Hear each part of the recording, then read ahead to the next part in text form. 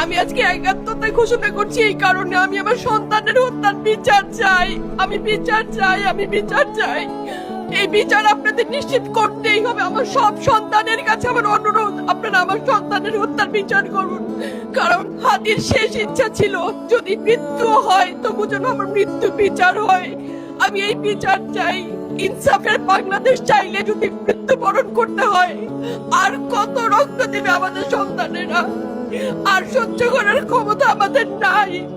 আমাদের সন্তানদের বাঁচতে দিন। ইনসাফের বাংলাদেশ গায়েব হোক। আমরা আর সহ্য করতে পারি না। প্রশাসনের কাছে, সবার কাছে একটাই মাত্র অনুরোধ, আমাদের বাচ্চাদের বাঁচতে দিন, আমাদের ইনসাফের বাংলাদেশ দিন। কথা বলার শক্তি আমার নাই, আমার চোখ ভরে আসছে। আমি সহ্য করার শক্তি আমাদের নাই। আমাদের বাচ্চাদের বাঁচতে দিন। প্রশাসন সজাগ হবে কবে? আর কত মৃত্যু আমার বাচ্চাদের দেখতে হবে?